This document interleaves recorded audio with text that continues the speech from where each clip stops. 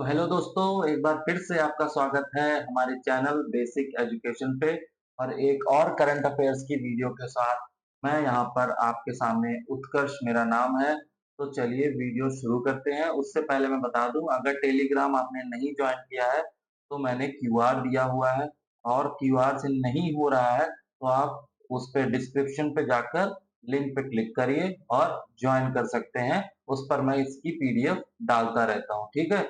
तो स्टार्ट करते हैं क्या आज के वीडियो को।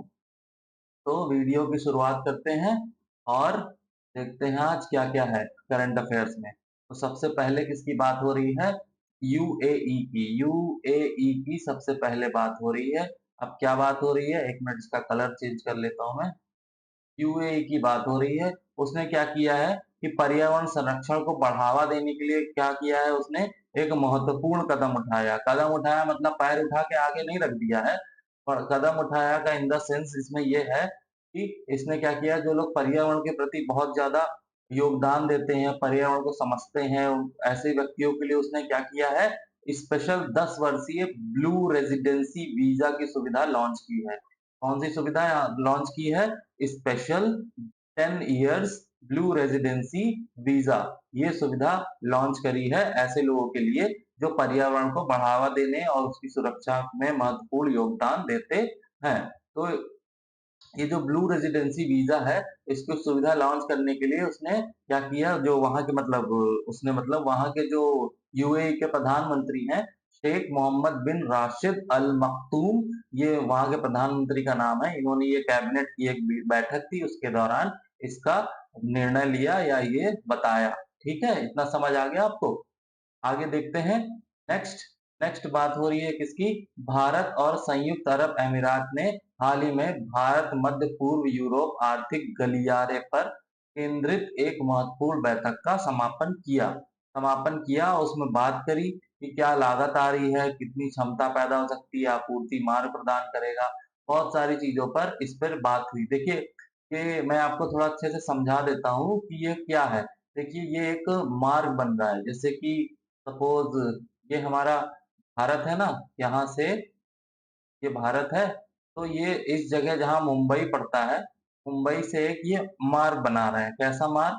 तो सबसे पहले जाएगा इधर यूएई, फिर सऊदी अरब, सऊदी मतलब सऊदी अरब से होते हुए ये पहुंचेगा इजराइल, इजराइल से होते हुए ये आपका कहाँ जाएगा, लास्ट में ग्रीस जाएगा। तो इसी के उसमें ये बैठक हो रही है। इसमें यहाँ से जो इसके बीच का ये कुल जल मार्ग होगा, फिर बीच में रेल मार्ग होगा, फिर आगे जल मार्ग होगा। तो की बात हो रही है यहाँ पर कि इसमें बैठक में यही बात हुई है कि इन्होंने इस बैठक में बात की और कहा कि भाई इसको जल्दी करवाओ यार, कितना टाइम हो गया। तो इंटर गवर्नमेंट फ्रेमवर्क एग्रीमेंट के तहत आयोजित बैठक उद्देश्य कॉरिडोर के विकास और परिचालन के सहयोग को बढ़ावा देने के लिए ये बैठक हुई है। ठीक है, मतलब काम चल रहा होगा, धीरे धीरे चल रहा होगा, तो उन्होंने उसी के पीछे बैठक करी और थोड़ा हालचाल लिया होगा, क्या है भाई, कहाँ तक पहुंचा, क्या तो नहीं खा गए, यही सब सारी बातें होती हैं। अब देखते हैं आगे क्या कह रहा है। आगे बात हो रही है हमारे इसरो की। इसरो की क्या बात हो रही है कि भारतीय जो भी हमारा अंतरिक्ष अनुसंधान संगठन है, उसने एक ऐतिहासिक मिशन के लिए कमर कस ली है। कमर कस ली का मतलब ये नहीं कि बेल्ट बांध के तैयार हो गए और पहुंच जाएंगे कहीं, ऐसा कुछ नहीं है। कमर कस ली का मतलब they are ready for launching Mangalyaan 2 almost. Okay, तो उनका ये मिशन है कि क्या है, उद्देश्य है यहाँ पर कि वह मंगल ग्रह पर एक रोवर और हेलीकॉप्टर उतारना चाहते हैं। इससे पहले ये किसने किया है? अमेरिका और चीन ने किया है। तो इसी के लिए वह क्या है, रेडी है, और इसके बारे में वह क्या कर रहे हैं, बातचीत कर रहे हैं, देख रहे हैं। तो ये कब करेंगे? राष्ट्रीय प्रौद्योगिकी दिवस पर अंतरिक्ष अनुप्रयोग केंद्र में एक प्रस्तुति के दौरान परियोजना का अनावरण किया गया था। इस बारे में तब बात की गई थी। तो अगर ऐसा हो जाता है तो भारत तीसरा देश हो जाएगा मंगलयान उतारने वाला। कौन सा? थर्ड थर्ड देश हो जाएगा ऐसा। ये समझ आ गया आपको? अब आगे देखते हैं। आगे बात हो रही है कि भारत और ब्रिटेन की बात हो रही है। भारत के और ब्रिटेन के बीच में क्या होता है, जो भी बिजनेस होता है उसको एक बार फिर से लाभकारी मुक्त व्यापार के लिए समझौता हो गया है। समझौता हो गया है और ये 13वीं बार ऑलरेडी हो चुका था।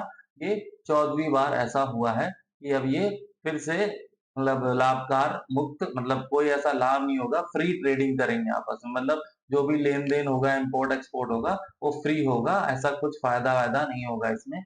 जो भी होगा सब आपस में समझ लेंगे। तो वही लंदन में इसकी वार्षिक यूके भारत रणनीति वार्ता के दौरान यह लाभकारी अंतिम रूप से जो भी हुई इसका फैसला हुआ। ठीक है? अब आगे देखते हैं और ये कब से 2021 में 2030 पर रोड मैप प्रगति की समीक्षा की गई। ठीक है? इतना समझ आ गया आपको?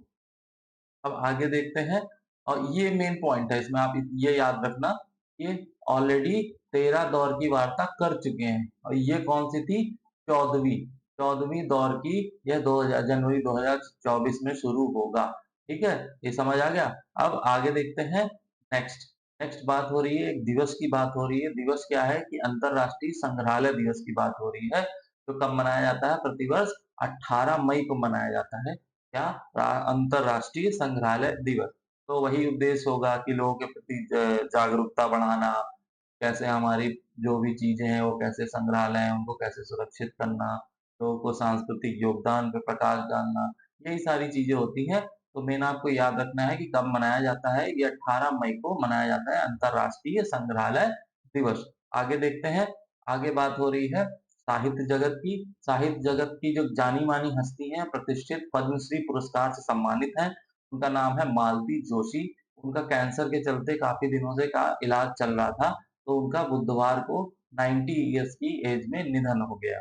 ठीक है? और ये काफ़ी जानी-मानी वो थी, लेखिका थी, कहानीकार के रूप में उन्होंने हिंदी और मराठी साहित्य पर एक अमिट छाप छोड़ी थी। ठीक है? काफ़ी एज भी हो गई थी 90 इयर्स की, तो कैंसर के चलते उनकी मृत्यु बुधवार को हो गई। क्या नाम था? मालती जोशी। अब आगे देखते हैं, आगे ये करंट अफेयर्स तो नहीं है, एक तरीके से बता मतलब ये मान लीजिए आपको न्यूज़ है। तो दक्षिण-पश्चिम जो मानसून आता है ना हमारा, दक्षिण-पश्चिम मानसून ये 31 मई के आसपास क्या होगा? केरल पहुँचने का अनुमान है। तो भारत मौसम विज्ञान जो हमारा, इसने ये जानकारी दी कि आईएमडी ने क्या कहा है, इस साल दक्षिण-पश्चिम मानसून 31 मई को ही केरल पहुँचने का अनुमान है। देखिए दक्षिण-पश्चिम मानसून कहाँ से आता है? ये आपका सपोज़ जैसे ये है, यहाँ से आता है, यहाँ से दक्षिण-पश्चिम मानसून आता है, यहाँ से पूर्वी मानसून आता है। तो ये इसकी बात कर रहा है कि सबसे पहले ये केरला से 31 मई तक टकराने का अनुमान है। चलिए आगे देखते हैं। आगे बात हो रही है भारतीय सेना की। भारतीय सेना ने क्या किया है? रूसी Igla S very short range air defence इस सिस्टम के आसन्न डिलीवरी के साथ अपनी वायु रक्षा क्षमताओं को बढ़ाने के लिए रेडी हो गया है। मतलब देखिए क्या होता है, एक तरीके का मिसाइल जैसे कि सपोज़ कोई हेलीकॉप्टर जा रहा है ऊपर से या कोई विमान जा रहा है, तो उसको क्या करते हैं मिसाइल से मारते हैं। तो जिससे वो तहस-नहस हो जाए। तो लेकिन इसमें क्या है, इसमें आप ये हैंडल्ड होता है, मतलब आप इसको ऐसे हाथ में लेके और हाथ से ही ये मार सकते हैं। नॉर्मली क्या होता है, एक मिसाइल होती है बड़ी-सी, उसमें हम लोड करते हैं, फिर मारते हैं ज़मीन से। लेकिन इसमें हाथ से ही हैंडल्ड होता है, एक बज़ूका टाइप मान लो आप, और ऐसे धर के इसमें लगा के और बस इसमें इंफ्रारेड से क्या करता है, ये ट्रेस करता है। तो इंफ्रारेड भी होता है इसमें इनबिल्ट। तो इंफ्रारेड से क्या करता है, ट्रेस करता है और मारो तो 5.2 या 5.6 किलोमीटर की इसकी रेंज होती है, ईज़िली यह मार देता है। तो ये क्या होगा, ये भारत की रक्षा तैयारियों में एक महत्वपूर्ण प्रगति का प्रतिनिधित्व करेगा। ठीक है? इतना समझ आ गया? अब आगे देखते हैं।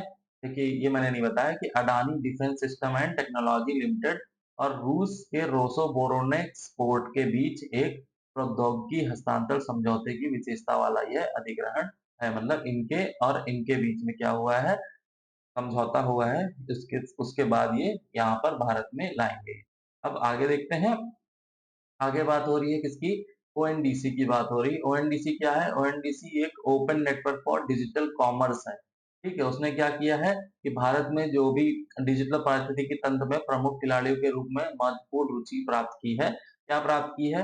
कि प्लेटफ़ॉर्म के लिए प्रतिबद्ध 125 स्टार्टअप में जो कौन-कौन से हैं, ज़ीरोधा, ईज़ीमाइट्रिक और कार्स24 जैसे प्रतिबद्ध यूनिकॉर्न हैं, जो डिजिटल कॉमर्स को लोकतांत्रिक बनाने की दिशा में एक मजबूत धक्का देते हैं। ये एक तरीके से मतलब करंट अफेयर्स क्या है, एक जानकारी है, वो आप ले लो कि इन इनको मतलब इसने स्टार्टअप के लिए सहयोग दिया और ये कंपनियां उभर कर आई और एक तरीके से लोकतांत्रिक बनने की दिशा में एक मजबूत धक्का देते हैं। चलिए आगे देखते हैं।